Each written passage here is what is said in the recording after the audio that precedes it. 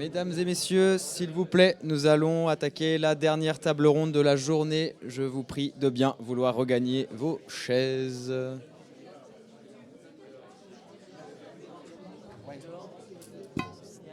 Tu veux que je le fasse? Oui, on fait passer Romain en premier. C'est Romain en premier, puis Pierre Chancel là. Il est au courant, Pierre? Ouais.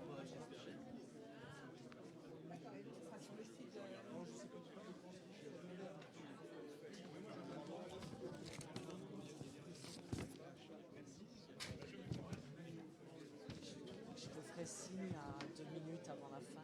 Pardon? Je te ferai signe à 2 minutes avant la fin. Tu as vu qu'on était assez... Moi étant pressé par le temps, Ah, je vais pas. Normalement, je vais pas on devrait dépasser. devoir s'arranger. Voilà. Parce que je te le dis, selon le temps que ça prend les autres interventions, il se peut que je ne puisse pas rester. Oui, bah, tu as vu tout à l'heure, il y a Stéphane Algeras, il est parti Oui. aussi.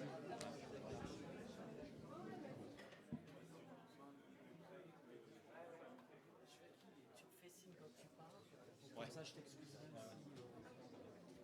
Et puis tu me contacteras si tu as des questions.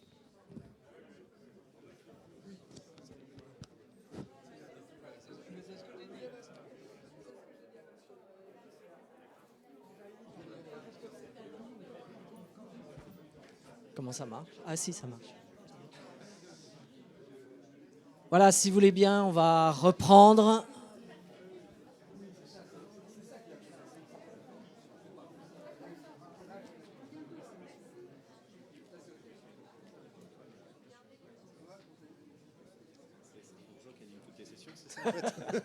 On a trusté l'animation. Le truc, les mecs, on participe pas, mais par contre. Et je t'ai proposé de le faire. Non, c'est vrai. Donc, J'ai gentiment décliné. ouais, voilà. Donc tais-toi maintenant.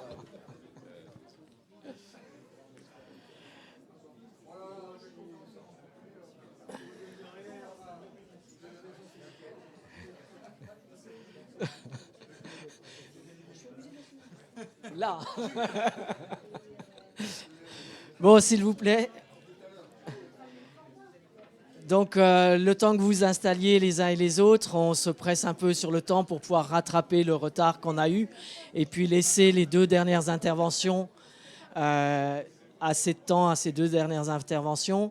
Là, tout de suite, sur cette table ronde numéro 4, nous avons à excuser le groupe Dorian Gomé, Michael Attali, Johan Fortune et Étienne Pénard, qui ont été, pour des raisons personnelles, qui viennent demain, donc ils seront programmés demain. Hein.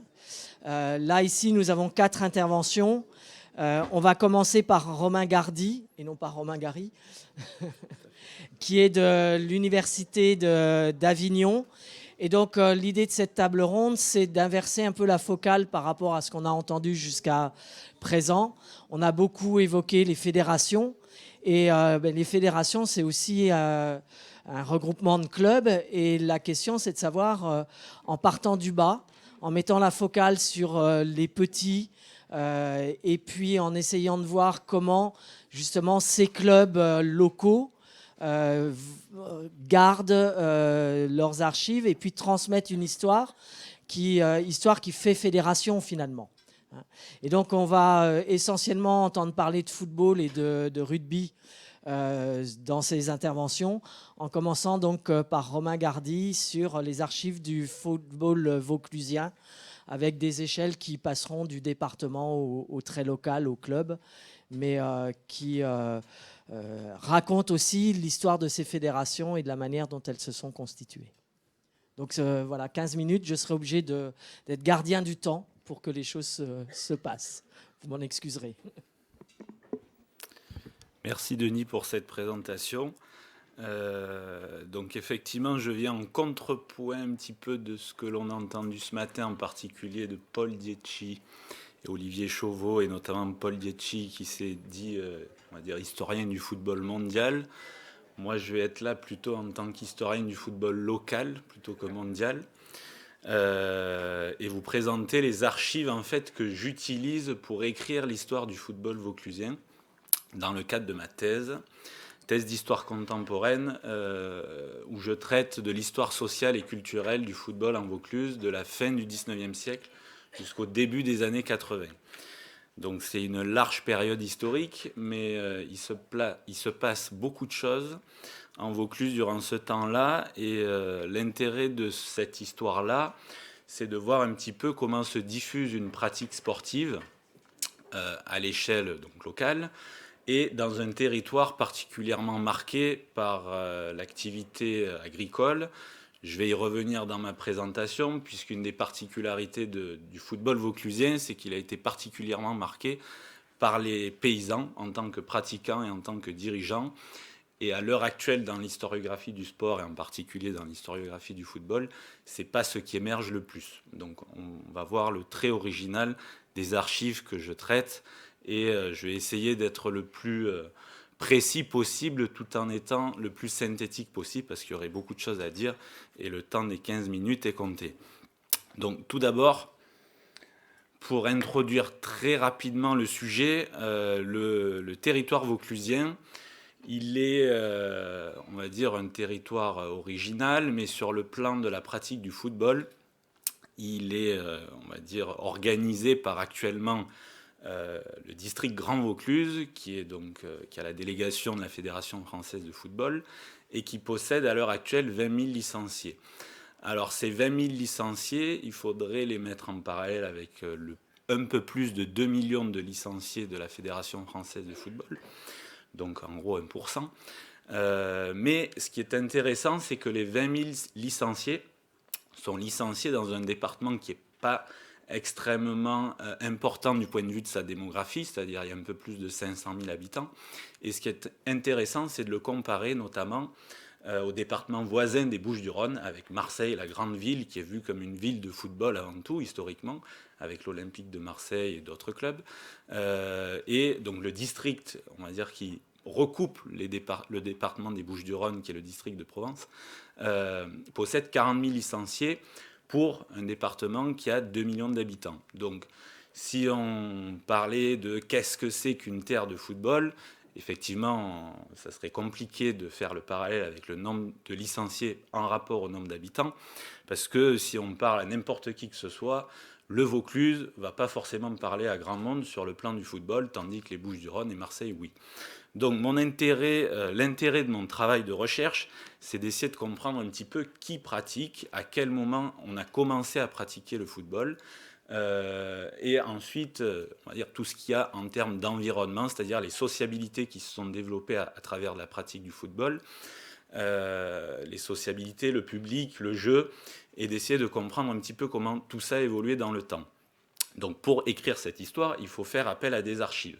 Et ces archives sont loin d'être évidentes pour les retrouver, parce que si je prends l'exemple du district Grand Vaucluse, il n'y a aucune archive antérieure à 1961, et donc il faut partir à la recherche de ces archives, on va dire là où on peut les trouver. Alors on peut les trouver dans certains clubs qui ont pu en conserver, je vais en parler, notamment l'USR Pertuis, qui a une collection d'archives très importante, parmi la plus importante du département, puisque depuis sa création en 1920 jusqu'à nos jours, les dirigeants ont conservé les archives au sein des armoires du club, donc le fonds est très riche. Je vais prendre notre exemple avant de poursuivre et d'y revenir dessus, c'est le SOC Villelor qui est voisin de l'USR Pertuis. C'est, on va dire, un club de village, à contrario de l'USR Pertuis qui est club d'une ville.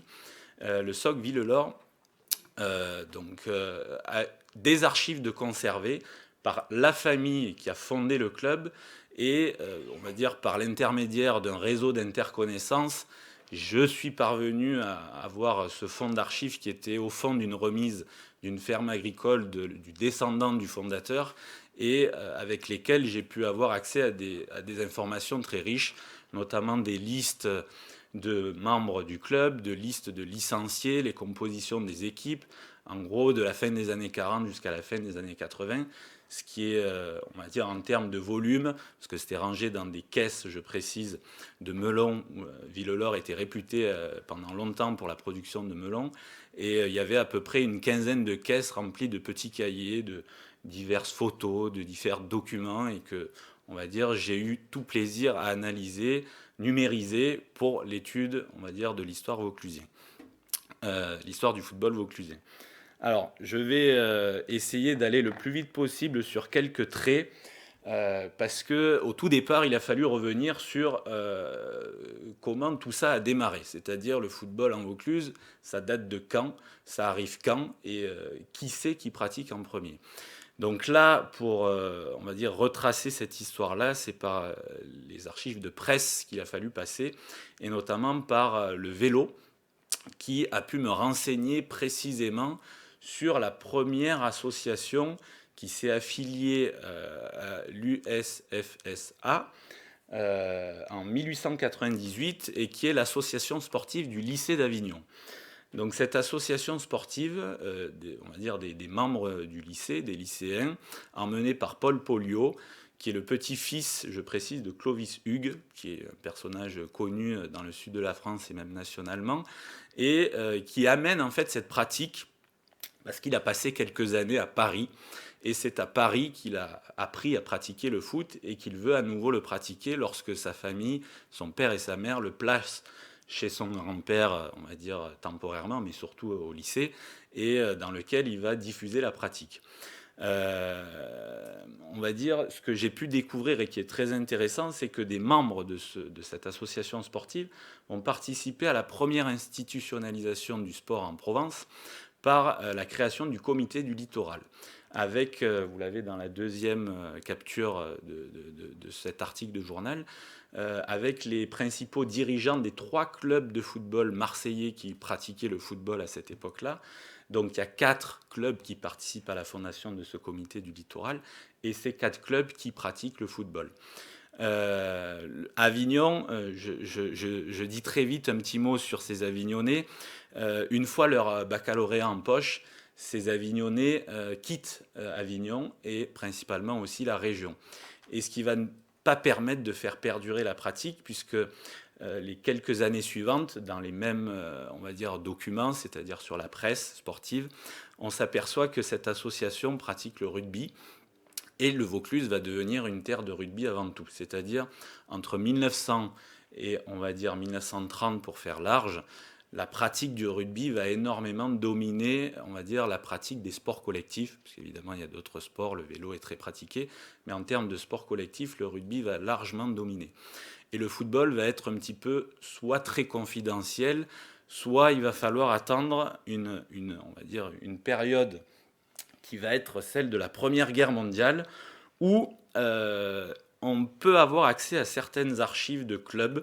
Notamment, là, j'ai proposé une carte postale qui était en fait plutôt une correspondance entre les membres du RGM, qui est le Réveil du Grosso Malocénien, qui est un club sportif créé en 1912 à Malocène, et des, on va dire, joueurs de Bédouins, puisque c'est les villages aux alentours, on va dire, de Carpentras, qui vont commencer à jouer au football pendant la Première Guerre mondiale, en lien avec des jeunes collégiens du collège de Carpentras. Lorsqu'ils reviennent dans leur village, ils jouent avec d'autres jeunes, et ainsi de suite. La pratique se diffuse. Et elle va se diffuser donc en Vaucluse, en fait, après la Première Guerre mondiale, davantage dans des petits villages plutôt que dans des villes. Ce qui fait un peu l'originalité du Vaucluse, c'est-à-dire, en gros, dans les années 20, on va avoir de nombreux clubs qui vont se créer dans des villages, tandis que la pratique du rugby va être en particulier ancrée dans les villes, dans les grandes villes, aussi dans des villages.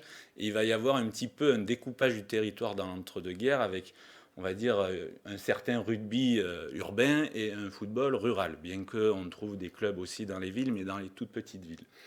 Donc, j'en viens à l'autre intérêt de mon travail de recherche, qui est celui de voir qui pratiquait ce football lorsqu'il a commencé à se diffuser, à s'implanter après la Première Guerre mondiale, dans, on va dire, un certain nombre de clubs, puisque si je dis, on va dire, une référence en termes de chiffres, au sortir de la Première Guerre mondiale en 1920, donc un tout petit peu après la création de la Fédération française de football en 1919, on a à peu près 12 clubs qui sont affiliés à cette Fédération française de football et qui vont commencer à pratiquer entre eux, dans le cadre des championnats, du district de Provence.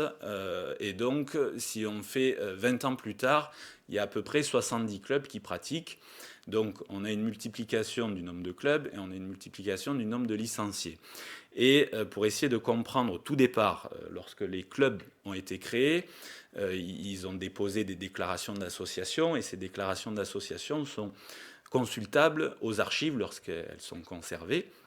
Et donc aux archives départementales de Vaucluse, j'ai retrouvé des déclarations d'associations qui ont pu me renseigner sur qui étaient les dirigeants de ces premiers clubs sportifs au village, et notamment ces clubs sportifs qui pratiquaient le football parmi d'autres pratiques, puisque beaucoup de clubs sportifs au départ sont avant tout omnisports et pas unisports. Et donc j'ai mis un exemple de la vigilance sportive d'Aubignan, puisqu'on est sur un petit village à côté de Carpentras et où les membres fondateurs sont uniquement des viticulteurs. Et cette sociologie, on va la retrouver de manière assez répandue, c'est-à-dire dans de nombreux clubs, on va observer une sociologie identique qui m'a permis de dresser des statistiques qui peuvent être intéressantes à titre comparatif avec d'autres départements, d'autres régions, d'autres territoires, avoir une petite idée de qui crée des clubs sportifs, qui pratique le foot, qui le dirige, parce qu'après je vais vous montrer la diapo avec les licenciés. Donc là j'ai réussi à recenser 398 dirigeants, c'est-à-dire donc des membres qui ont fondé des clubs au cours des années 20 ou des années 30, et où il y a les déclarations d'association. Et c'était donc des clubs affiliés, je précise, à des fédérations sportives. Très majoritairement en Vaucluse, c'est la Fédération française de football, pour la pratique du football. Et à la fin des années 30, on a une dizaine de clubs affiliés à la FSGT. Mais donc, parmi tous ces dirigeants, on a une large part d'agriculteurs, ce qui est original, et peu commun en termes de, on va dire, de sociologie. Donc 45% d'agriculteurs, 31% d'artisans et de commerçants, et après une part assez faible pour les autres professions, groupes sociaux. Je tiens à le dire parce que c'est intéressant, dans les professions intermédiaires, les 8%, on a beaucoup d'instituteurs qui vont jouer un rôle dans la création de clubs au tournant des années 30 dans de nombreux villages et qui vont venir en parallèle dans, on va dire, l'organisation, la structuration au niveau local du mouvement sportif, et en particulier dans le rôle de secrétaire général, c'est-à-dire dans beaucoup d'associations sportives, on a l'instituteur qui est secrétaire général du club. En termes de licenciés, on a à peu près la même sociologie.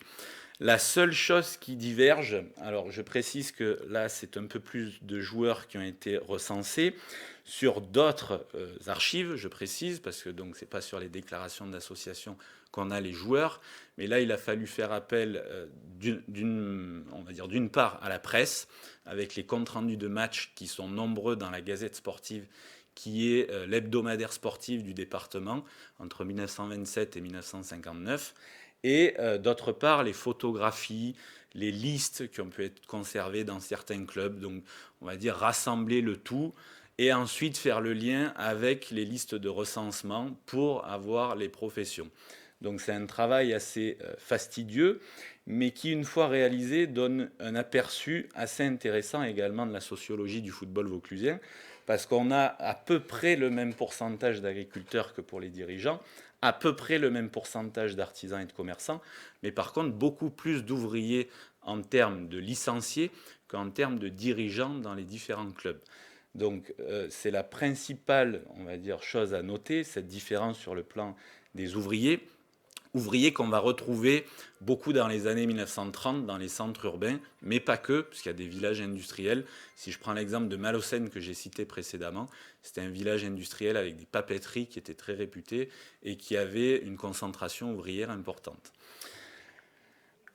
Alors, un petit mot sur les archives privées, notamment détenues par soit les clubs, soit les familles. Ici, donc, par rapport à mon propos introductif, j'ai parlé de la famille des fondateurs du SOC de Villelor, qui s'appelait l'ESA Villelor au début, fondé en 1907. Et on a une photo qui date de 1926, lors de la finale du championnat de football de Vaucluse, avec la finale Villelor-Pertuis. Sur cette image, on a le fondateur qui est Marcel Ricard, placé pratiquement au centre, qui a été président pendant de très longues années, secrétaire général ensuite, éducateur, entraîneur, enfin il a occupé tous les postes du club. Jusqu'à sa mort, il a été très présent. Je précise, il est né en 1898, il est mort en 1978. Et on va dire que ce soit lui ou son fils, ils ont grandement œuvré pour le club, aussi pour le football vauclusien. Et on va dire c'est un petit peu la figure locale qui a voulu ancrer la pratique du football et qui se battait pour développer cette pratique auprès des jeunes du village. Et donc, cette famille-là, c'est celle qui a conservé beaucoup d'archives et c'est par son intermédiaire que l'histoire du club peut être retracée ou peut être utilisée dans le cadre de mes recherches, puisque c'est eux, au fond de la remise de la ferme, qui avaient conservé une grande partie des archives du club. Un autre petit mot sur une autre archive, celle d'une famille également qui a été la famille du premier président du SCO d'Oppède, dans la vallée du Calavon, dans le Luberon, et qui a conservé des archives, dont une correspondance entre le président et un joueur qui apporte énormément d'informations sur alors le jeu, puisque le joueur en question décrit certains matchs au président qui ne les a pas vus.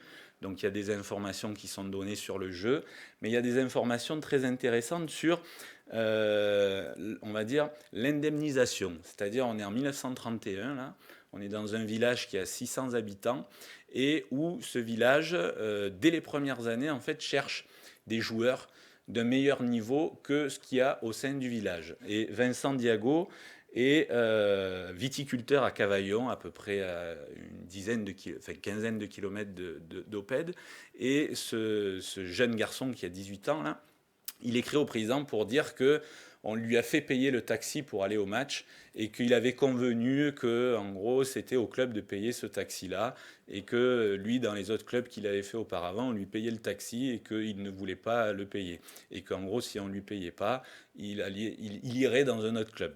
Voilà, donc ça, c'est un exemple d'archive assez rare qui donne des informations sur les pratiquants, sur, on va dire, leur vision de la pratique, puisque, on va dire, historiquement, on pourrait penser que les joueurs de village jouent dans leur village et sont attachés au village. Mais très tôt dans la pratique, on voit qu'en fait, ça n'est pas le cas. Dans des villages, c'est le cas. Dans d'autres, ça n'est pas le cas. Et c'est très hétérogène. Pour finir mon propos, je vais parler de l'institutionnalisation difficile en un mot. En gros, en Vaucluse, le district n'apparaît pas au départ malgré la volonté de certains dirigeants. Et en fait, c'est par l'intermédiaire de compétitions que le football va s'institutionnaliser, notamment la Coupe de Vaucluse, qui est créée en 1920 par le club de Sarian. Donc pareil, la sociologie de Sarian, ce sont des paysans avant tout, spécialisés dans la tomate en partie pendant la Première Guerre mondiale, qui rapportait pas mal. Et ils décident de créer cette coupe.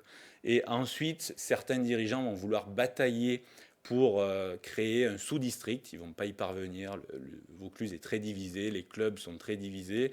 Et c'est en 1941 où on a la création du district, donc district qui va permettre d'organiser encore mieux la pratique et de faire accroître le nombre de licenciés.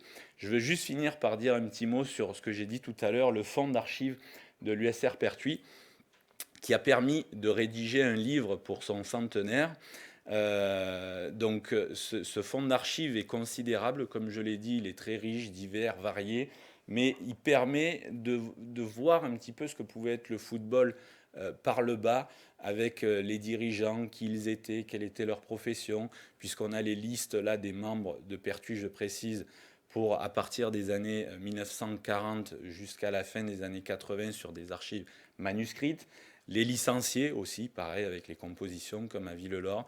On a les souscriptions, on a la description des réunions qui sont faites par le comité directeur. Donc on a énormément d'informations pour voir ce qu'était le foot au quotidien dans certains territoires comme celui de Pertuis. Je vous remercie pour votre attention et je passe la main au suivant. Merci Romain. C'est toujours frustrant de devoir rappeler le temps. Là, tu nous montres à la fois, enfin 2 points qui m'ont intéressé, à la fois les hasards et les contacts et les réseaux qu'il faut avoir pour récupérer des archives très locales. Et tu donnes aussi de la chair à ces histoires en montrant des histoires de joueurs, de clubs, en montrant aussi des réactions d'un joueur qui veut partir parce qu'il considère qu'il mérite d'avoir des indemnités. Enfin, on est sur une histoire du bas, d'en bas, très locale, qui aussi construit l'histoire plus grande, l'histoire d'une fédération. On va passer la main effectivement à Pierre Chancerelle. Pierre Chancerelle, donc vous êtes aux archives départementales de Hauts-de-Seine. Et ce qui est la communication que vous allez nous présenter, en fait, va tout à fait dans cette thématique de relier les archives de clubs pour essayer de construire une histoire des fédérations. On va vous laisser la parole pour 15 minutes si le PowerPoint démarre, c'est ça? Ça, c'est non, c'est l'ancien, ça. Ouais. C'est l'ancien. C'est celui qui vient de passer. Ouais.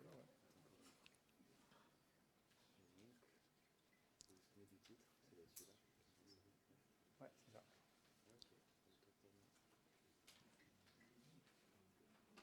Ouais, super. Voilà, merci Arthur pour ton aide. Et puis donc une quinzaine de minutes, je serai aussi obligé de vous faire signe. Ouais, je vais faire attention. Bonjour à tous. Merci pour me permettre de présenter aujourd'hui le travail qu'on a mené et qu'on continue de mener aux archives départementales des Hauts-de-Seine. L'idée, effectivement, c'était de vous présenter le travail de grande collecte auprès des archives du sport et à travers un projet dont on est assez satisfait. C'est le dépôt des archives du Racing Club de France. Je vous montre ici la petite cérémonie qu'on a organisée le 6 juin dernier pour la signature de la convention. Donc c'était un dépôt, je vais y revenir tout à l'heure. Cette convention, elle a été signée par Philippe Baudillon, qui est à gauche, qui est le président du Racing Club de France, et puis Georges Siffredi à droite, le président du conseil départemental. Donc l'idée des Hauts-de-Seine, l'idée aujourd'hui, pour moi, c'est de revenir sur le contexte et les conditions de ce dépôt, de vous expliquer qu'est-ce qu'il y a derrière, finalement, un petit peu les coulisses. Et puis, je souhaitais aussi peut-être m'adresser davantage, ou en tout cas plus particulièrement aux responsables de clubs et de fédérations sportives qui peuvent m'écouter aujourd'hui pour essayer de leur expliquer ce que peut leur apporter un service d'archives. Quel est l'intérêt pour vous de travailler avec nous ? Pour commencer, donc, on a lancé un appel au club du département des Hauts-de-Seine à la fin de l'année 2022. C'était en octobre 2022 aux archives départementales des Hauts-de-Seine qu'on a fait cet appel. C'était motivé par plusieurs raisons, par un contexte qui nous semblait intéressant. Évidemment, le contexte, c'est celui des Jeux olympiques et paralympiques en 2024 qui arrivent, mais moi, en tout cas, j'ai considéré que dans les Hauts-de-Seine, il y avait un territoire qui se prêtait peut-être plus particulièrement à cette opération. D'une part, d'un point de vue historique, alors moi, je ne suis pas historien du sport, peut-être que vous n'aurez pas le même avis que moi sur la question, mais moi, j'ai considéré qu'en tout cas, dans l'ouest parisien, on avait un territoire qui avait été un espace important et de manière précoce pour la pratique sportive, avec, je ne vais pas vous faire l'historique aujourd'hui, mais simplement peut-être mettre l'accent sur quelques éléments ou quelques événements qui sont illustrés. La présence, ou en tout cas la pratique très, très tôt, très précoce du tennis autour de Puteaux, l'arrivée du premier Tour de France à Ville-d'Avray en 1906, et puis également la présence du stade de Colombes, le stade Yves du Manoir, qui a accueilli en 1924 les Jeux Olympiques, la Coupe du Monde, ou la finale de la Coupe du Monde de football 1938, c'est ce qui est illustré ici, et puis beaucoup de matchs nationaux et internationaux aussi ont eu lieu dans ce stade. C'est un territoire également, les Hauts-de-Seine, pas très grand mais très peuplé, pas très grand en superficie, mais avec 1 600 000 habitants, et donc beaucoup d'acteurs sur le territoire, beaucoup de clubs sportifs, amateurs et professionnels, beaucoup d'équipements. Il n'y a pas un club hégémonique ou un club qui est incontournable, mais au contraire une multitude de clubs. J'ai pris l'exemple de l'ACBB, donc l'Athletic Club de Boulogne-Billancourt, mais il y en a d'autres sur lesquels je vais revenir juste dans quelques instants.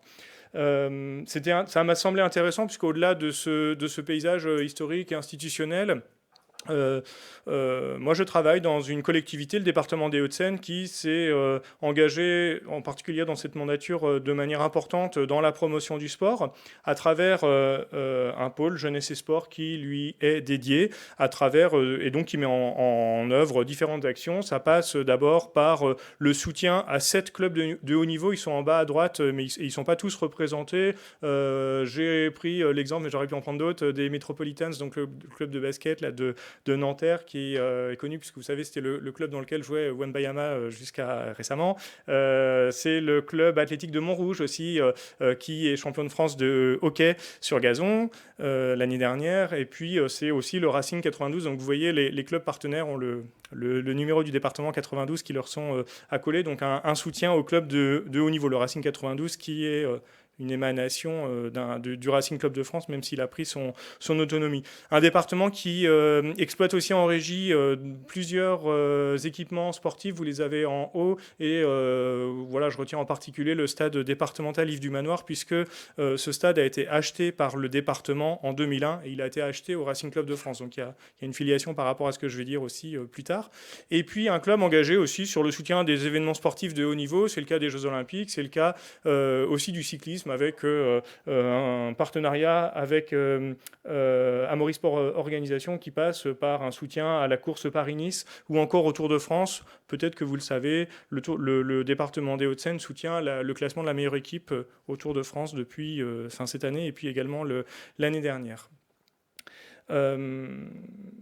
Donc voilà, ce contexte faisait qu'on a travaillé avec le pôle jeunesse et sport aux archives départementales pour proposer une offre de service auprès des clubs sur laquelle je vais revenir, et on a pu conclure, j'allais dire, avec le Racing Club de France, sur lequel il faut donner 2-3 éléments. Il y a une intervention qui est prévue spécifiquement sur l'histoire de ce club. Alors, j'ai compris qu'elle était reportée à demain, donc je ne vais pas en dire trop, et puis, mais il me semblait quand même important de partager avec vous quelques grands éléments sur d'historique de ce club. Donc très rapidement, c'est un club ancien. Il a été créé en 1882 par des élèves du lycée Condorcet de Paris. C'est un club qui n'a pas un ancrage territorial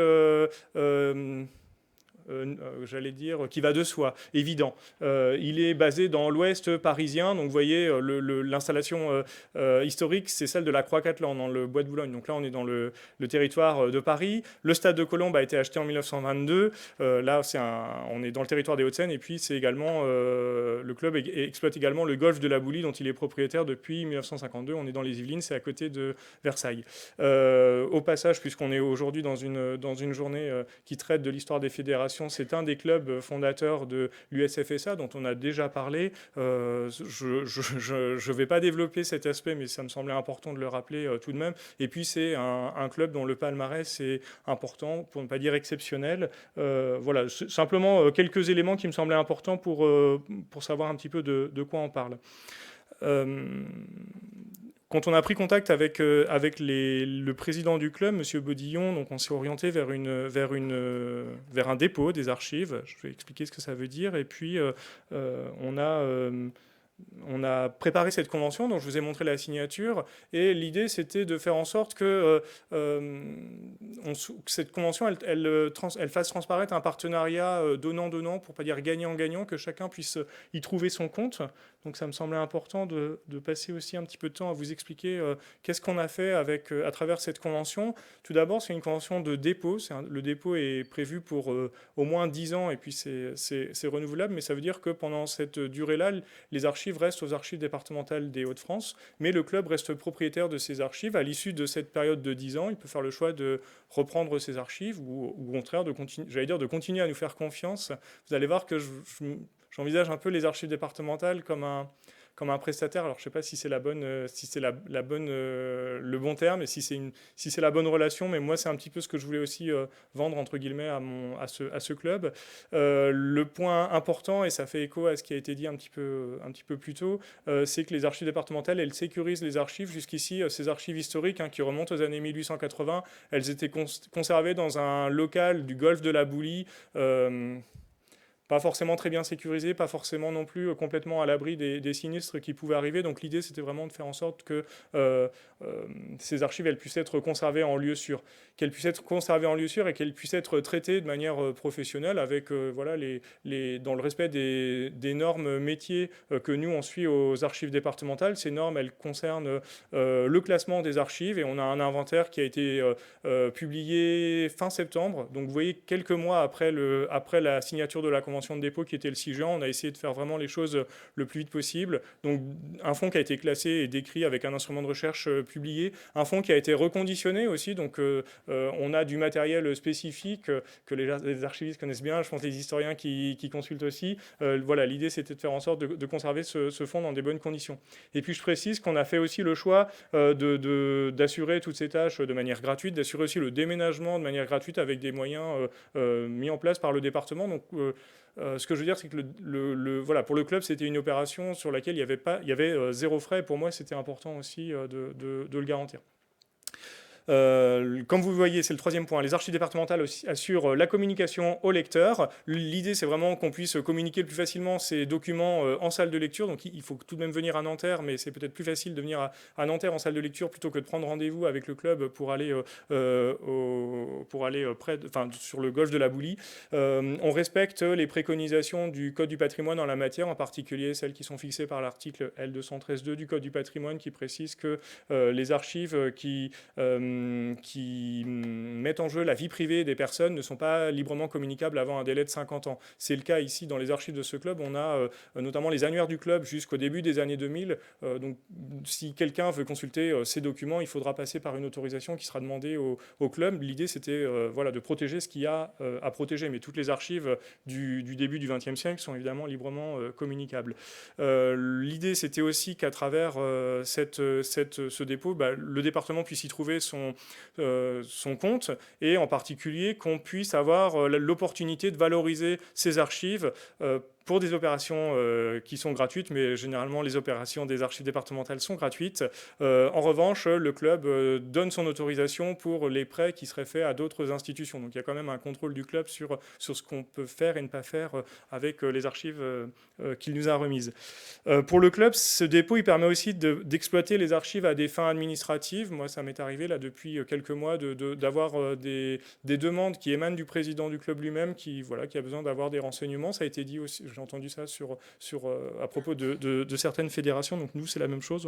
On répond à ces questions qui ne sont pas non plus très nombreuses, mais on fait ça. Et puis surtout, pour le club, l'idée, c'était, à travers ce dépôt, de développer sa stratégie de marque, de contribuer à la promotion de son histoire. Le Racing Club de France est un club qui est en train de se reconstruire ou de reconstruire un projet pour renaître un peu de ses cendres par rapport à son âge d'or. Valoriser l'histoire du club, ça fait partie de cette stratégie et exploiter les archives du club, on est aussi dans ce que j'appelle une stratégie de marque. Pour le club, je l'ai pas écrit, mais je vous le dis aussi, c'était un moyen de développer encore davantage ses liens avec le département des Hauts-de-Seine, toujours dans le cadre de ce projet de renaissance du club, puisque le département des Hauts-de-Seine travaille sur d'autres sujets, notamment mise à disposition de terrain au stade Yves du Manoir pour ses sections hockey et foot. Donc voilà, je voulais passer un petit peu de temps sur cette convention parce que ça vous montre finalement qu'est-ce que le club avait à y gagner, qu'est-ce que le département des Hauts-de-Seine et les archives départementales pouvaient gagner à travers ce partenariat. Cette histoire de stratégie de marque, et là aussi ça va faire écho à ce que j'ai entendu cet après-midi, c'est quelque chose qui n'est pas nouveau. Moi, ce qui m'a vraiment frappé en regardant les publications du club qui sont anciennes, c'est vraiment le retour, voire la mise en scène parfois sur des origines que moi j'appellerais des origines un peu mythiques. Ces garçons du lycée Condorcet qui se retrouvaient au Bois de Saint-Cloud ou autour de la gare Saint-Lazare pour faire des compétitions de sport. Ça fait écho au terme légende que j'ai déjà entendu cet après-midi et finalement je trouve que la remise de cette histoire elle s'inscrit un petit peu dans cette tradition dans une tradition de mise en valeur des archives dans un discours qui contribue à glorifier les origines et donc le prestige du club. À ce titre, moi je voulais vous lire une citation qui a été extrait d'un texte publié en 1933 à l'occasion des 50 ans du club par le secrétaire général du Racing Club de France qui s'appelait Georges Bourdon, qui m'a vraiment intéressé, qui fait vraiment écho à cette journée d'aujourd'hui, je trouve. Donc il parle de la création du club autour d'une circulaire en 1882. C'est vraiment ça la création. Donc il écrit: le jour où cette enfantine circulaire fut rédigée, c'est-à-dire le Racing Club de France, était créé. Il ne soudait pas les entreprenants garçons maniant la pâte à copier qu'ils étaient en train de faire de l'histoire, et qui leur eût annoncé que 50 ans plus tard, et peut-être aujourd'hui 120 ans plus tard, un historien, ou 140 ans plus tard, un historien penché sous la lampe mettrait à commenter leur papier la même application que les chartistes apportent à leurs travaux, les eût trouvés incrédules. Alors je ne sais pas si... oula, il me reste plus que 2 minutes. Je ne sais pas si les chartistes permettent vraiment d'apporter... une justification historique, mais voilà, je trouvais que c'était intéressant de faire ce parallèle et de consolider l'histoire du club à travers son histoire. Vous voyez quelques éléments sur les typologies remarquables du club. Là aussi, je ne vais pas trop m'étendre, puisqu'il y a cette communication qui est prévue demain. Tout d'abord, des documents sur la gouvernance du club. Là, on est sur les rapports du comité directeur du club, on est en 1922, et c'est la première mention des Jeux Olympiques de 1924. Je ne sais pas si vous le savez, mais le Racing Club de France a acheté le stade de Colombes en 1922 pour le mettre à disposition du comité olympique français. Et donc, on a toutes les négociations à l'époque. Donc, ce fonds, il m'intéresse aussi parce que ça permet de documenter non seulement l'histoire des Jeux Olympiques sur le territoire des Hauts-de-Seine, mais aussi l'histoire du stade de Colombes, racheté par le département en 2001. Donc, la boucle est bouclée. Des annuaires, j'en ai déjà parlé, je les ai pas montrés. Des publications, notamment le bulletin du Racing Club de France, avec ici un numéro qui met en valeur la section hockey féminine du club, un programme sportif un peu plus ancien dans les années 1880, des documents sur les infrastructures du club, ici un projet d'agrandissement du stade de Colombes pour la Coupe du Monde de 1938, mais qui n'a pas vu le jour. Une iconographie très riche, alors c'est une des images qui avait été sélectionnée pour faire un peu la promotion de l'événement. On est ici en 1947 dans un match qui oppose le Racing Club de Paris au club de Metz, et on voit avec le Blanco que ces images, elles s'étaient produites vraiment à des fins de communication interne pour faire la promotion du club et de ses résultats. Dans le temps qui me reste, je ne vais pas dépasser. Je voulais simplement vous montrer un peu les prolongements de cette opération et vous expliquer un petit peu comment tout ça pouvait être valorisé. Tout d'abord, il y a eu d'autres dépôts ou d'autres dons qui ont été faits aux archives départementales dans le cadre de cette année 2024 que j'ai surnommé l'année sportive pour les archives départementales. On a bénéficié du don d'un des clubs partenaires, c'est le club de Paris 92, qui est un club de handball féminin. Ce sont des archives numériques, donc récentes. Un fonds iconographique de Jean-Claude Perrin. Jean-Claude Perrin, il était aussi membre du Racing Club de France, et c'est lui qui entraînait l'équipe du club à la perche. Et vous avez ici une photo de Thierry Vigneron quand il a battu le record du monde de perche à 5,80 m en 1981. Et puis, alors, c'est pas vraiment la grande collecte, puisque là, ce sont des archives publiques, mais le Centre de ressources, d'expertise et de performance sportive d'Île-de-France, qui est basé à Châtenay-Malabry, a fait un versement. Donc là, on est vraiment dans le cas d'un versement d'archives administratives publiques. Cette institution déménageait, donc c'était le bon moment pour nous de récupérer ces archives. C'est une collecte qui s'est faite l'été dernier. Les archives du Racing Club de France, elles vont pouvoir faire l'objet de plusieurs projets de valorisation à travers un cycle de conférences qui commence le mois prochain, qui se poursuivra l'année prochaine. Vous avez le programme, si vous voulez venir, c'est à Nanterre et vous êtes évidemment bien sûr invité. Une exposition qui aura lieu aux archives départementales l'année prochaine pendant les Jeux Olympiques et Paralympiques, qui sera déclinée sur panneaux dans 2 parcs départementaux avec lesquels on travaille. Et puis ce qui est vraiment intéressant de mon point de vue, c'est que ce département des Hauts-de-Seine qui est mobilisé pour l'accueil des Jeux Olympiques et Paralympiques a pleinement intégré finalement les contenus et les ressources des archives départementales pour valoriser ce qu'ils faisaient. Et donc, je voulais vous présenter trois exemples. En haut à droite, c'est l'inauguration du projet NOAH, ça veut dire Natatio Olympisme Handicap. C'est un projet qui vise à développer la natation, mais aussi les valeurs de l'olympisme à travers des expositions des archives départementales. Donc, vous voyez, je ne sais pas si vous le voyez, mais en haut à gauche, c'est la petite exposition itinérante des archives départementales qui a été valorisé lors du lancement de cette opération avec Camille Lacour et le président Sifredi. Les archives départementales vont participer à l'inauguration du stade Yves Numanoir suite aux travaux en vue des Jeux Olympiques de 2024, puisque ce stade accueillera les compétitions de hockey. Et puis, ça c'est récent, depuis la semaine dernière, on nous a annoncé aussi qu'on allait être associé au parcours de la flamme olympique dans le département en 2024. Je ne sais pas si vous avez fait attention, mais j'ai distillé dans mon intervention quelques exemples en lien avec le hockey sur gazon. Le département des Hauts-de-Seine est très impliqué auprès de la fédération de hockey à travers donc, le soutien à un club, le club de Montrouge, à travers l'accueil des compétitions de hockey olympique au stade Yves du Manoir. Et puis aussi, à partir de l'année prochaine, la Fédération française de hockey, qui est déjà basée à Colombes, va venir s'installer dans des locaux départementaux au stade Yves du Manoir. C'est pour ça que ça nous a semblé intéressant de pouvoir participer aussi à cette politique départementale. Et je suis heureux de vous annoncer aujourd'hui qu'on va pouvoir collecter aussi les archives de la Fédération française de hockey l'année prochaine, en bénéficiant finalement des liens importants entre cette fédération et le département. Voilà, je vous remercie de votre attention.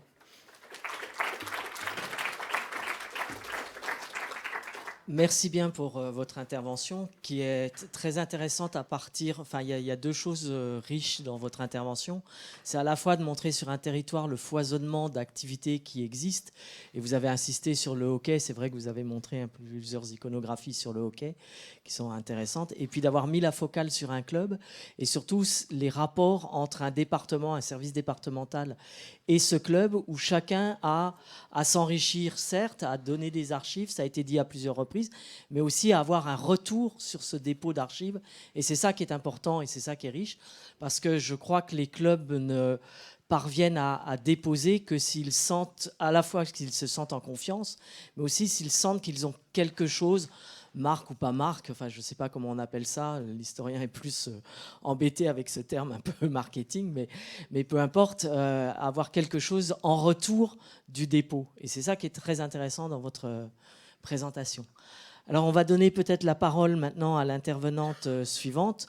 On va aussi rester, je crois, dans le cadre d'un échange entre un département et puis avec l'exemple d'un club, l'Avant-Garde Canet, si ma mémoire est bonne, c'est ça ?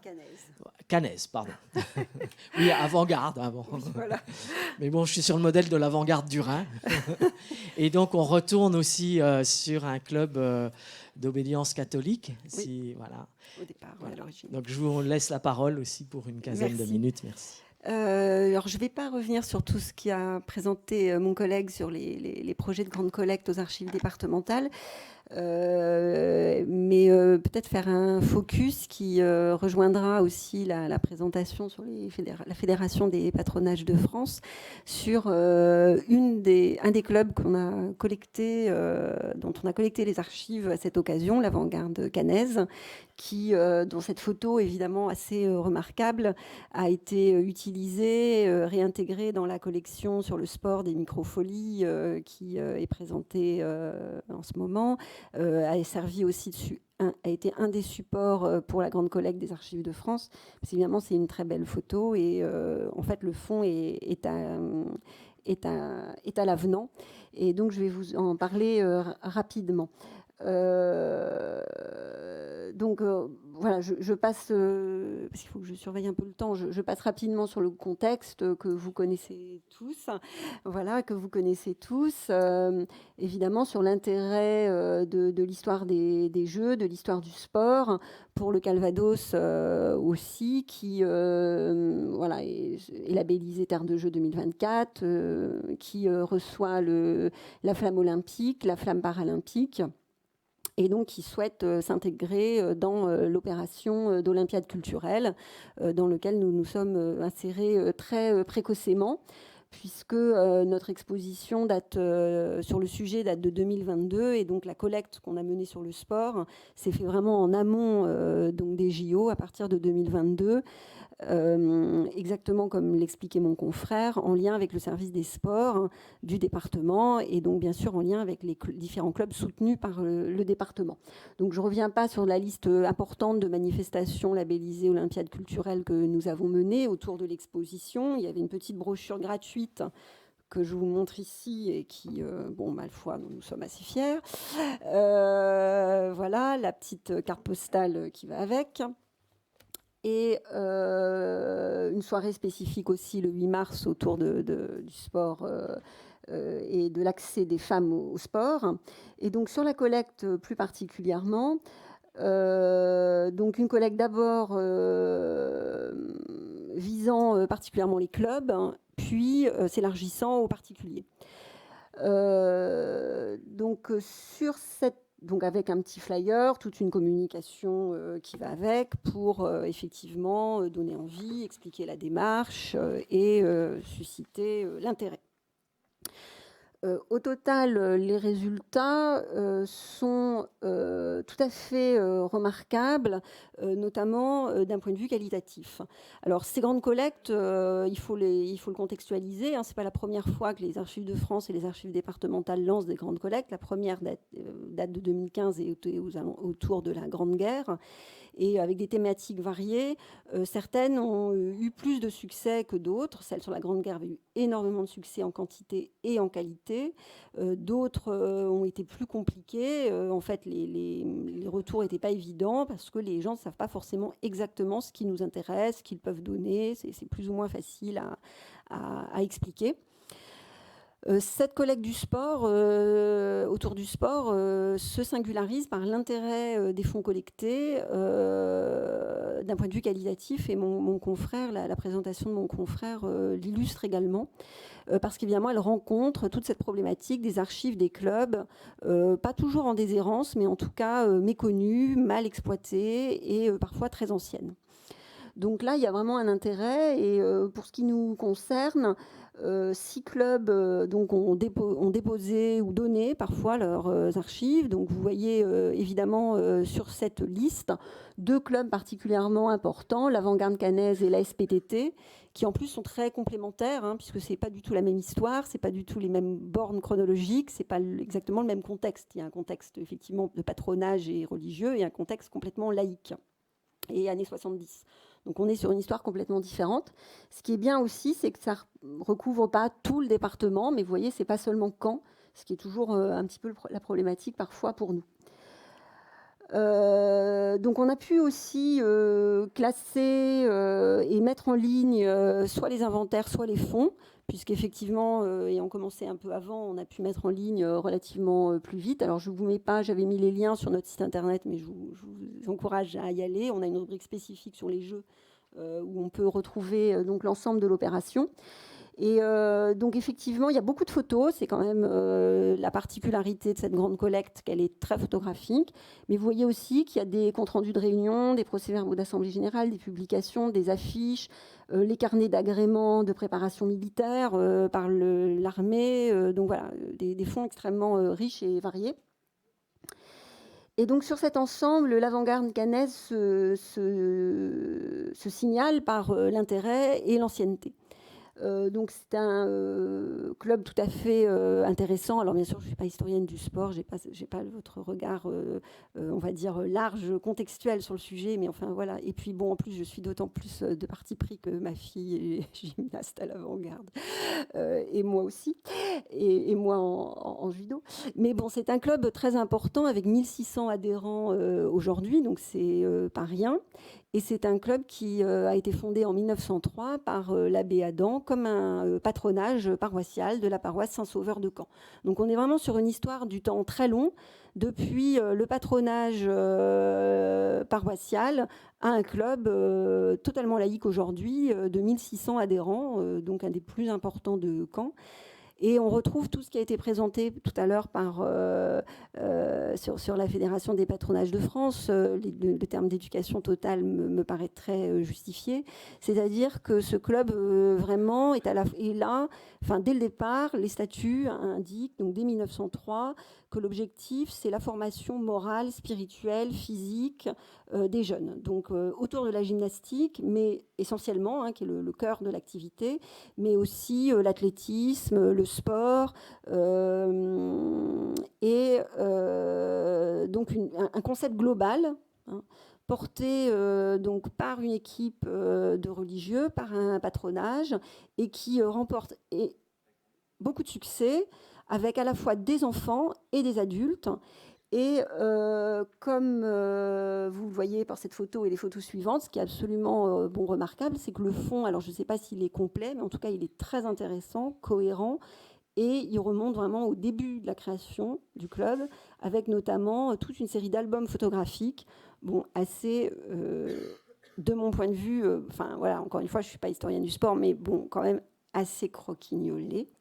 Voilà, des très beaux albums photos, avec aussi toute une histoire. Donc vous voyez, un club très présent dans la ville, avec des manifestations, alors ils faisaient des pèlerinages, ils avaient un club de vacances, ils étaient très présents dans la ville, ils le sont toujours, hein. Et vous voyez en plus ces costumes tout à fait remarquables. Et donc bien sûr une histoire aussi de la gym sur un siècle. Donc cette photo-là date de 1903. On a aussi toute l'histoire de la gym. Alors je ne suis pas une historienne de la gymnastique, mais visiblement l'avant-garde faisait comme ça des démonstrations de pyramides humaines. Donc on a des séries entières de pyramides humaines dans toute la France. Et donc, bien sûr, l'évolution de la gymnastique depuis ces pyramides humaines et c'est une sorte d'acrogym des années 20-30 jusqu'à la GRS actuelle. Le club est aujourd'hui régulièrement présent dans les championnats de France de seconde amateurs et collectifs et individuels. Et c'est le meilleur club de gym sur le Calvados, c'est sur la Basse-Normandie avec la Saint-Loise. Donc voilà, 100 ans d'histoire de la gym, comme vous le voyez. Voilà. Je vais un peu vite, mais bon, évidemment, vous reconnaîtrez à la dernière photo que je me suis fait un petit peu plaisir. Mais aussi du foot, de la boxe, du théâtre, hein. Donc il y a toute une partie patronage, théâtre, activités culturelles, voilà, une éducation totale. Avec beaucoup, les procès-verbaux montrent bien cette tension. Oui, c'est très bien la gym, mais il ne faut pas que la gym, il faut qu'il y ait autre chose. Il y a des comptes rendus de séances tout à fait extraordinaires où dans les années 20-30, donc il y a une activité de conférence. Donc on passe de la question sexuelle chez les jeunes à l'existence de Dieu, d'une séance à l'autre. Et l'abbé Adam précise, oui, c'est très bien, des bras, des jambes, des beaux torses, mais ce qui est important, c'est d'avoir des idées de qualité et de former nos jeunes. Donc voilà, c'est une très belle, un résumé du club. Donc des représentations théâtrales, un club, un camp de vacances, bien sûr la préparation militaire, puisque c'est le cas aussi d'un autre club qui nous a donné les archives, qui est plus petit en quantité mais très intéressant, l'Étoile sportive de Thury-Harcourt. L'AGC était agréé pour la préparation militaire. Ici, cette carte postale représente de toute évidence cette partie de l'activité avec le tir, la fanfare, le vélo. Et Pierre Koenig, pour ceux qui connaissent, a été formé à l'avant-garde caennaise. Il est présent pour l'inauguration des locaux en 1960 et Ouest France précise qu'il fait même une démonstration de barre fixe.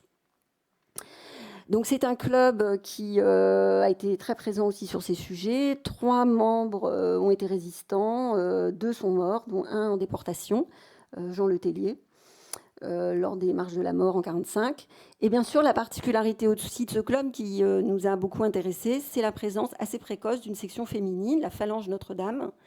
Alors malheureusement, c'était une organisation à part, donc on a moins d'archives sur la Phalange Notre-Dame que sur la partie masculine, mais ces photos sont évidemment absolument remarquables, de mon point de vue.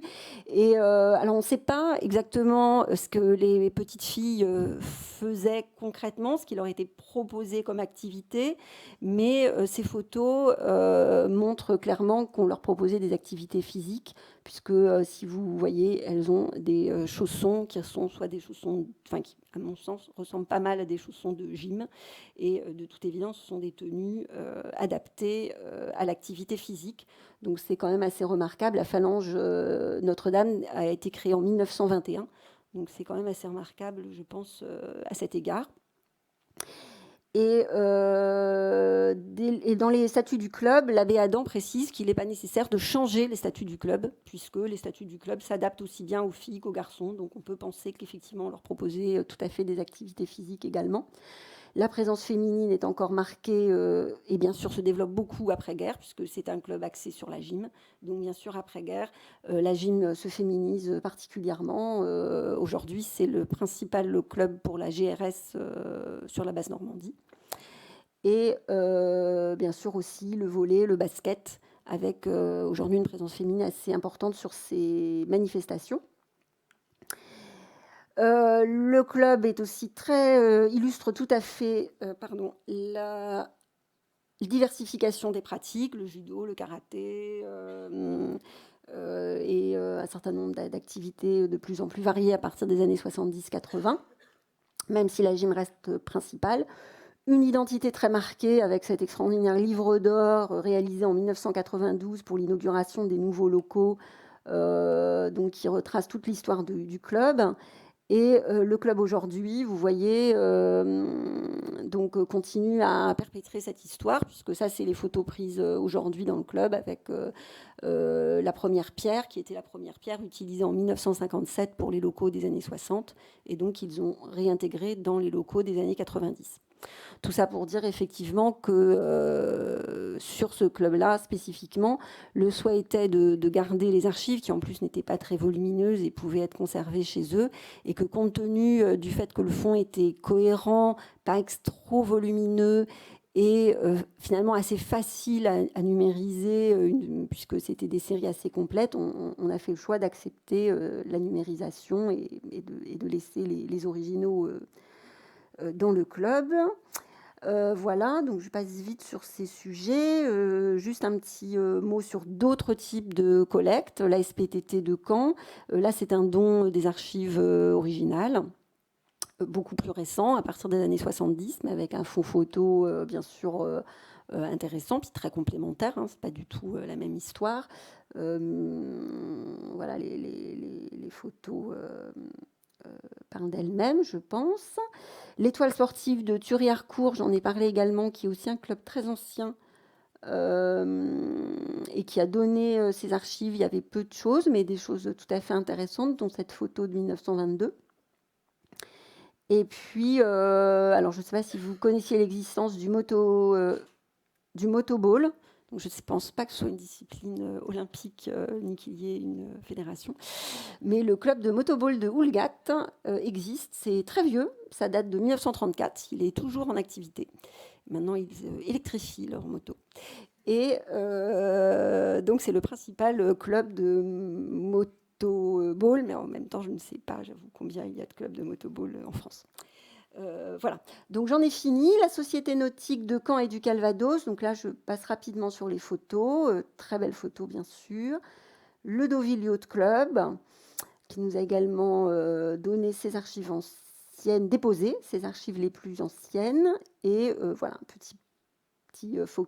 petit clin d'œil sur les JO, puisqu'on avait cette photo du Deauville Yacht, de la participation d'un membre du Deauville Yacht Club au JO de 1948 à Londres, si je ne dis pas de bêtises. Donc la collecte auprès des particuliers, avec notamment le fonds Le Somptier, premier capitaine du Stade Malherbe de Caen. Donc bon, malheureusement, j'ai pas le dépôt du Stade Malherbe de Caen comme mon collègue du Racing Club, mais enfin voilà, on a le fonds, on a un fonds du premier capitaine du stade. Et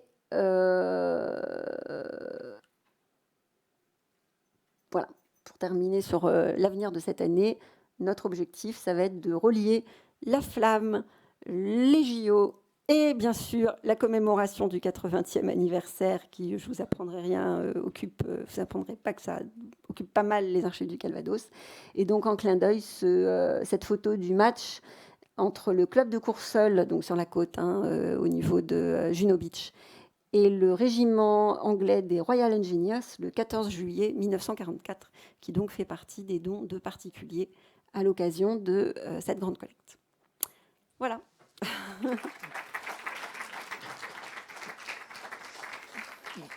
Merci bien. Ce qu'il faut souligner, c'est effectivement ces histoires de clubs locaux comme l'Avant-Garde Cannaise, mais en même temps des micro-histoires, mais en même temps il y a des permanences avec d'autres clubs et il y a des choses à croiser avec d'autres clubs de gymnastique, notamment dans l'iconographie que vous avez montrée.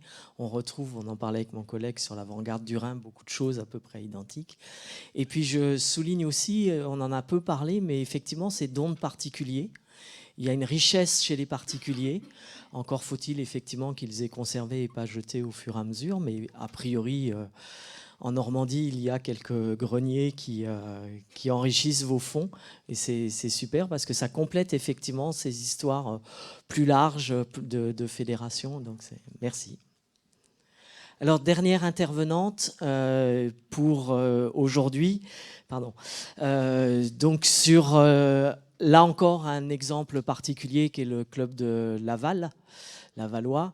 Madame Sylvie Bossy-Guérin, qui est de l'université de Nantes, hein, c'est ça, et donc qui va nous montrer aussi comment l'histoire d'un club peut contribuer à connaître mieux une pratique, et notamment celle du rugby.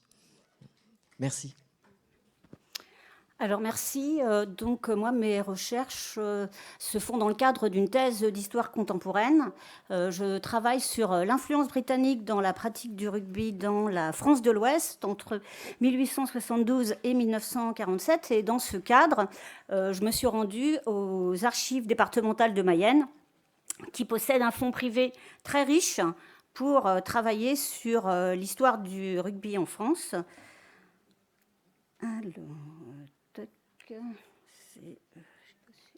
Alors, il s'agit donc du Sporting Club Lavallois. C'est un club qui a été fondé en 1921 et où on pratique le rugby. Donc, les documents qui sont présents dans ce fonds portent uniquement sur le rugby.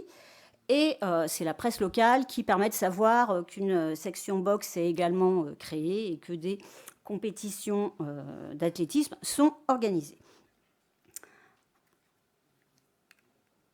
Alors, je vais articuler ma communication en 3 temps. Je vais d'abord présenter rapidement ce fonds, puisqu'il nous permet d'apprendre sur le fonctionnement d'un club de rugby, et enfin m'interroger sur l'invisibilité de ce fonds. Alors d'abord, c'est un fonds conséquent, 8 dossiers, là vous en avez 3 que j'ai indiqués ici, enfin que j'ai placés ici, affaires courantes, archives, comité de Bretagne. Il y a 345 pièces. Et pour ma part, je n'ai pas trouvé un autre fonds de club encore avec autant de documents. Donc les bornes chronologiques de ce fonds s'échelonnent entre 1921, donc date de la fondation du club, et 1928, avec une date importante, celle de la fusion avec le Stade Lavallois à la fin de l'année 1923. Vous voyez les étapes. La première date, enfin le premier club, le Sporting Club Lavallois. En fait, le club n'est pas rattaché tout de suite au Stade Lavallois parce que le Stade Lavallois n'appartient pas au départ à la FFR. Et puis donc... Ensuite, il s'agit donc de la section rugby du Stade Lavallois qui se maintient jusqu'en 1935, qui disparaît donc à la fin de la saison 1934-1935, comme beaucoup d'autres clubs à cette date. Donc, dans ce fonds, il y a vraiment beaucoup de documents, mais je m'attarde essentiellement sur la correspondance, celle reçue par le club. Donc, il y a plusieurs types de courriers. Elle est d'abord cette correspondance d'ordre institutionnel, c'est-à-dire qu'il y a la correspondance avec la FFR, avec 2 comités régionaux, donc celui de Beausémène autour de Chartres, auquel le Sporting Club Lavallois est d'abord rattaché, et puis en 1922, le comité de Bretagne de rugby est reconstitué et on propose donc au Sporting Club Lavallois de rejoindre ce comité. On lui fait la proposition, c'est la FFR, et donc Laval décide de rejoindre le comité de Bretagne. Tout simplement, l'argument, ce sont les liaisons ferroviaires qui sont plus simples. Donc il y a aussi de la correspondance avec des clubs de rugby. Donc j'ai pu comptabiliser 35 clubs de rugby sur 13 départements, donc en majorité de l'Ouest, mais aussi par exemple le club va jouer en championnat contre Sarlat en Dordogne, donc il y a un échange de correspondance.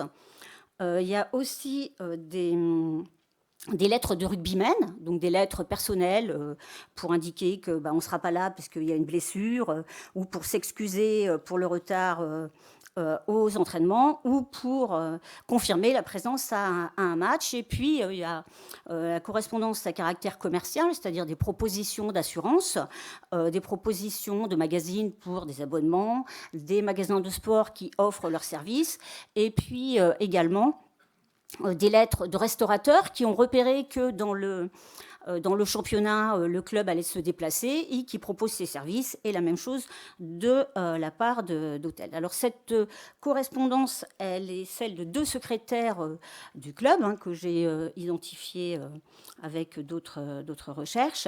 Donc le premier, c'est Charles Boudy, qui est ingénieur des travaux publics, qui est également rugbyman, et en fait qui reste qu'une saison, puisque en fait, il a une mutation professionnelle dans l'Aisne, et donc il y a un courrier puisqu'il rejoint le club de rugby de Laon.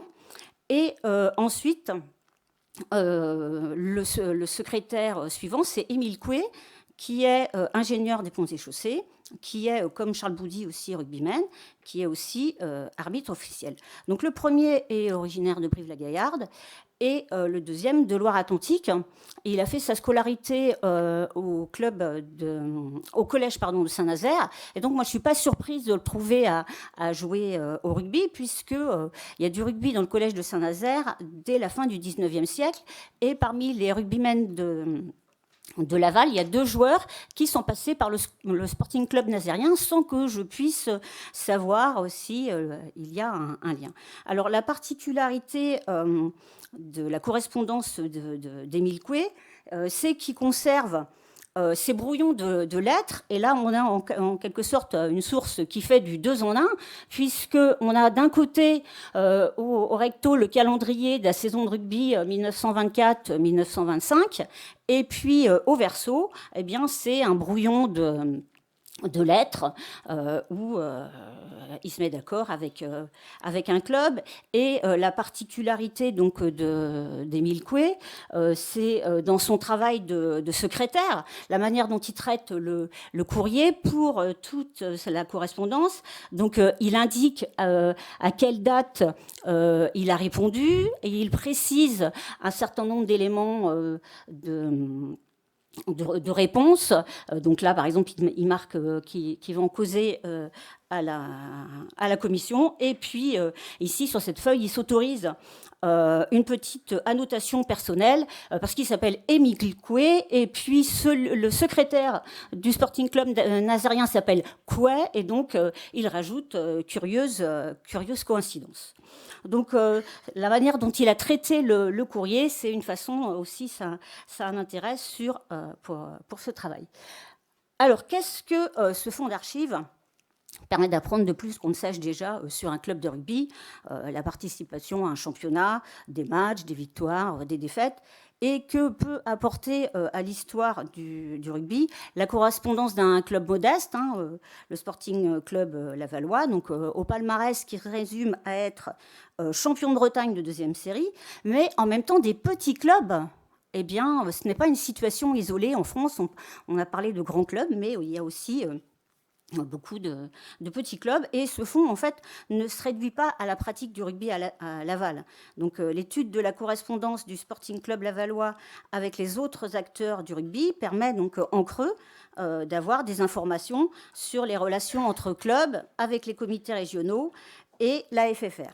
Donc il met en relief les difficultés à surmonter pour faire vivre une pratique sportive dans une région où le rugby est secondaire. Donc il faut faire connaître le rugby, et pour cela il faut organiser des matchs. On organise des matchs de championnat, des matchs amicaux, des matchs de propagande, et il faut attirer le public.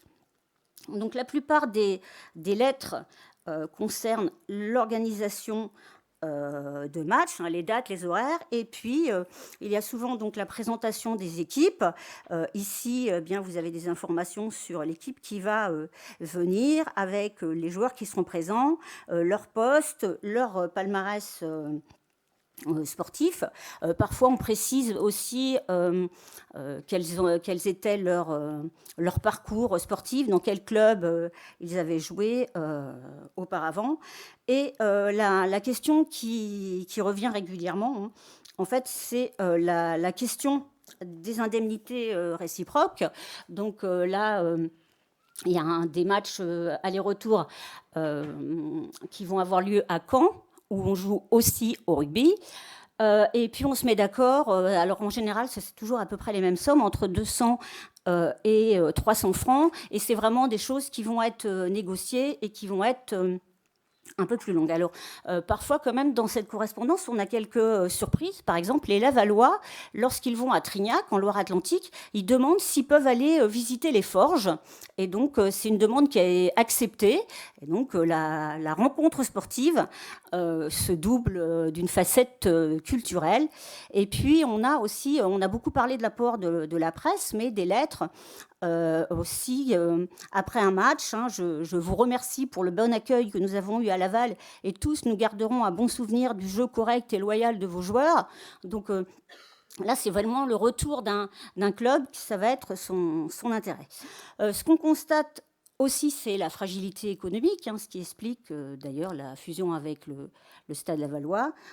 Il faut augmenter les recettes, il faut réduire les dépenses, et on ne néglige vraiment aucune économie. Et il y a une longue lettre, par exemple, au chef de gare de Laval, parce que pour un déplacement sur Caen, toujours, il y a un joueur qui a loupé le train, et il a pris un billet, mais il a pris un billet tarif individuel, plus cher, et il n'a pas bénéficié du tarif de groupe. Et donc, c'est une longue lettre, hein, il va récupérer quelques francs, mais ça nous montre qu'on est attentive à ces recettes. Et cette question des recettes explique d'ailleurs que lorsqu'il y a des différends avec les clubs, eh bien, c'est souvent lié à des difficultés financières. Donc, plusieurs conflits, pas uniquement avec le SCO d'Angers, mais en l'occurrence ici, c'est-à-dire une équipe qui ne se déplace pas, ou qui ne déplace pas, par exemple, c'était l'équipe première qui devait venir et ils ne viennent pas, ou ils ne viennent pas du tout. Et donc, on va refuser de payer ces indemnités réciproques, on en appelle au Comité de Bretagne, on en appelle à la FFR.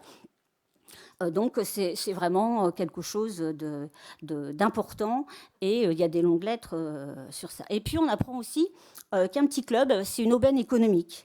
Il y a beaucoup de lettres, enfin, il y a plusieurs lettres de grands clubs, du Racing Club de France, hein, ou le Stade français, qui proposent de venir à Laval pour organiser un match. Et le Stade français demande, pour venir à Laval, demande 1 250 francs. Sur la lettre, Émile Coué marque non répondu, probablement parce qu'il trouve que la somme est excessive. Et pour vous donner un point de comparaison, le SCO d'Angers ne se déplace pas pour un match, et en indemnité de compensation, les Lavallois demandent 500 francs, donc 1 250 francs. C'est une somme beaucoup trop élevée. Alors, ils reviennent à la charge l'année suivante avec un autre argument. Ils disent, eh bien, on a plusieurs joueurs issus de la ville, et vraiment, ça leur ferait plaisir de revenir jouer sur Laval. Alors, je ne sais pas si c'est un courrier type, parce que ce n'est pas marqué Laval, hein, on a plusieurs joueurs originaires de la ville. Et donc, c'est une proposition qui est faite de venir, mais donc toujours avec des sommes à verser. Je ne développe pas trop sur aussi tous les courriers des restaurateurs, des hôteliers. Il y a vraiment toute une économie, en fait, autour de ces clubs. Et ce qui me semble important, c'est que ce fonds, il met en valeur aussi le rôle du secrétaire, la centralité du secrétaire, son implication, hein, son investissement au service du club, et plus largement de la pratique du rugby. On a beaucoup parlé des dirigeants, mais ce sont aussi des acteurs importants. Alors, le paradoxe de ce fonds, c'est qu'il a été déposé il y a très longtemps. Il a été déposé, on n'a pas la date précise, ni le nom du donateur. Et je remercie le directeur des archives départementales de Mayenne, Cyril Daidé, qui a effectué ces recherches pour moi. Ils auraient été déposés entre 1945 et 1964. Sans que ce fonds soit exploité par la suite. Alors je précise que, je ne connais pas toute la sociologie aussi des directeurs des services départementaux, mais il se trouve que Cyril Deydé est rugbyman. Et il est venu me voir dès mes premières heures en salle de lecture pour s'interroger sur cette présence du rugby à Laval. Et donc, il ne connaissait pas ce fonds qui va exploiter l'année prochaine au sein des archives. Il ne connaissait pas ce fonds. Et d'ailleurs, le Sporting Club Laval, il y a le Rugby Club Lavallois, qui a été créé en 1964, ne le connaissait pas non plus. On a déjà parlé de la question de la mémoire sportive, parce que l'Ouest, globalement, et un département comme la Mayenne, l'Ouest n'est pas considéré comme une terre de rugby. Et il y a d'abord une méconnaissance de cette histoire et de la permanence qui se traduit par du déni. Alors, moi, dans mes recherches, puisque j'ai quand même fréquenté un certain nombre de services d'archives, par 2 fois, y compris dans les départementales, on m'a dit « Ah, mais vous vous trompez, madame, il n'y a jamais eu de rugby dans la région. » Donc, il faut argumenter pour montrer que si, il y avait un club dès 1904, qui existe toujours. Il y a aussi parfois des erreurs de classement qui sont dues aux confusions entre le football et le rugby. Beaucoup de documents au départ, on a parlé rapidement ce matin de football association et de football rugby, et certains disent qu'ils jouent au football, et en fait ils jouent au rugby, et les documents sont classés dans le football. Et pour moi, ça a été un peu aussi de la déception, c'est-à-dire que j'ai signalé des erreurs, j'ai apporté des précisions, sans qu'il y ait de changement. Alors, pour en conclure, la richesse de ce fonds permet d'approcher le quotidien d'une pratique sportive dans un petit club. Et il s'agit bien donc d'une histoire en bas, à hauteur des terrains de rugby, qui dépasse la vision surplombante d'une histoire écrite à partir des fédérations. La correspondance avec d'autres sociétés sportives permet de combler l'absence ou la disparition d'archives de clubs, des comités régionaux et de la FFR. Et c'est peut-être par Laval et la Mayenne que des perspectives de renouvellement de l'historiographie du rugby dans la France de l'Ouest s'ouvrent. Je vous remercie pour votre attention. Merci particulièrement pour cette intervention.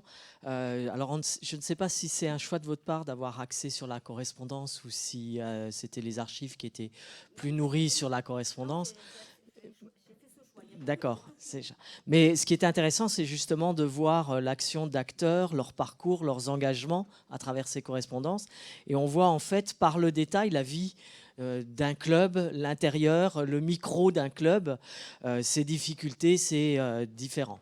Alors il nous reste peut-être quelques minutes pour poser des questions, si vous le souhaitez, pour qu'on puisse ensuite engager la dernière partie avant que les uns et les autres nous rejoignions nos lieux de vie. Je ne sais pas si Arthur, tu es là, tu as un micro ? Peut-être. Oui, parfait. Donc, s'il y a des questions, n'hésitez pas. Merci aux 4 intervenants. Toutes mes excuses de vous avoir frustré en vous coupant la parole parfois ou en tendant mon papier pour que c'est le jeu. Est-ce qu'il y a des questions peut-être dans la salle ? Oui. J'en ai peut-être une pour commencer. Ça fait 1 an que je travaille au CNOSF et je crois que je n'ai pas produit plus de 10 papiers écrits manuscrits. Ma question, c'est, en tant qu'archiviste, historien, comment vous voyez l'avenir de la conservation et l'avenir du document écrit, et comment est-ce que vous préparez cet avenir? Est-ce qu'on essaye déjà de penser à la sauvegarde de mails? Voilà, je ne sais pas. À quoi ça ressemble notre métier dans le futur?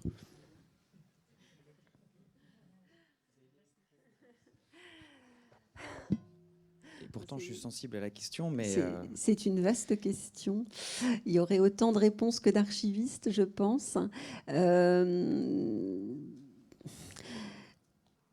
Notre optique, c'est jamais de pousser les gens à produire des archives. On rassemble ce qui a été produit.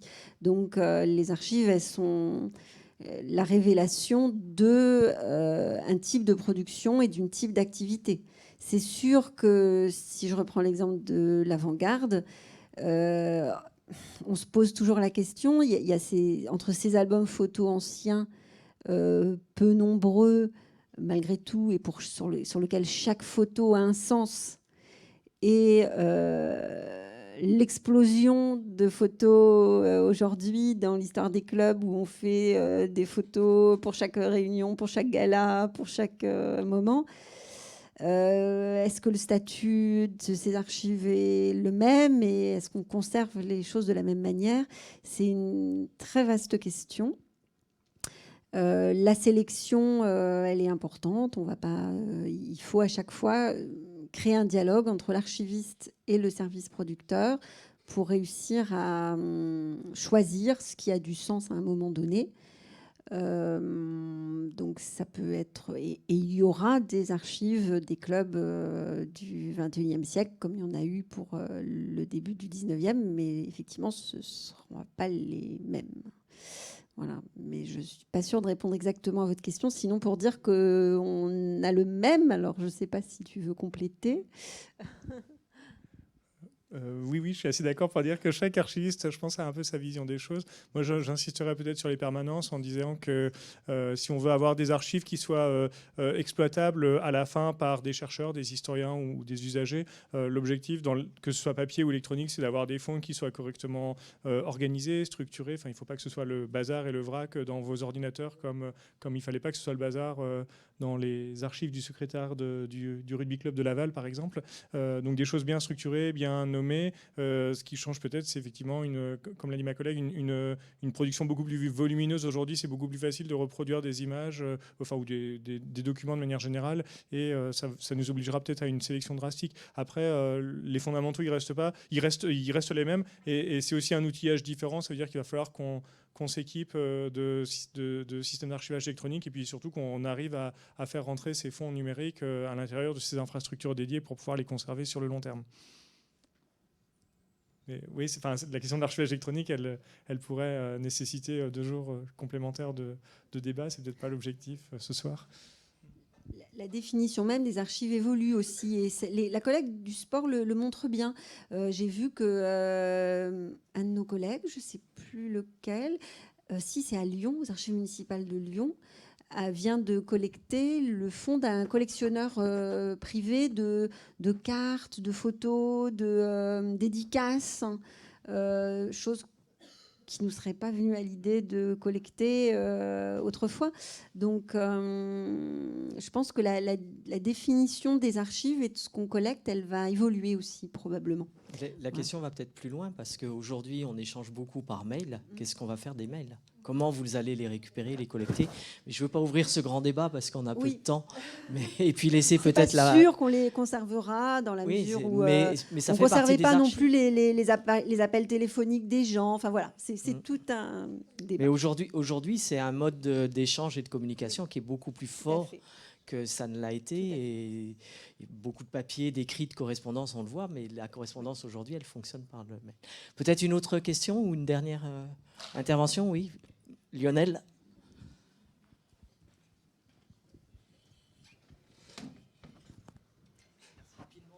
Oui, une question courte. C'est à partir notamment de la très intéressante communication sur le football dans la région du Vaucluse qui fait émerger la question de la ruralité. Et effectivement, c'est un problème qu'on a souvent, c'est cet effet de source, puisque les rares archives sportives qu'on a sont soit des fédérations, soit des clubs, le Racing, voilà. Mais est-ce que, dans ce cadre de la collecte des archives du sport, est-ce que vous avez pris, en tant qu'archiviste, des initiatives pour essayer d'aller chercher des clubs ruraux ? Et alors, pas seulement pas l'avant-garde caennaise, je parle vraiment de la campagne, quoi. Alors, d'une manière générale, c'est sûr que les archives font ressortir beaucoup certains sujets qui sont plus visibles que d'autres. Les archives, ça fait ressortir l'histoire des hommes, ça fait ressortir l'histoire des villes. Voilà. Donc c'est vrai pour la collecte du sport aussi. Et sur le Calvados, où bien sûr il y a aussi des zones rurales importantes, sur tous les sujets, notre préoccupation, c'est faire attention à ce que Caen ne prenne pas toute la lumière. Et à chaque fois, on fait très attention à aller chercher des clubs et des histoires ailleurs. Et je l'ai dit, sur cette grande collecte, on a réussi à le faire. C'est important à ce niveau-là d'être aussi en association avec les élus. C'est vrai qu'un département, c'est aussi des conseillers départementaux qui, eux, sont plutôt des élus ruraux en général. Donc, sur Thury-Harcourt, qui est vraiment rural, c'est grâce à l'élu de Thury-Harcourt qu'on a réussi à avoir les archives de ce club. Mais c'est forcément beaucoup plus difficile, ça c'est tout à fait exact. Merci. Peut-être qu'on va s'arrêter pour laisser 5 minutes de pause, de manière à pouvoir ensuite entendre Paul Perret, qui est de France Télévisions, et puis Julien Faro, qui est ici à l'INSEP, à l'iconothèque de l'INSEP. Voilà. Donc 5 minutes, si vous voulez bien respecter ce temps très court, juste pour se dégourdir les jambes. Et merci à vous 4 pour vos interventions et les réponses que vous avez données.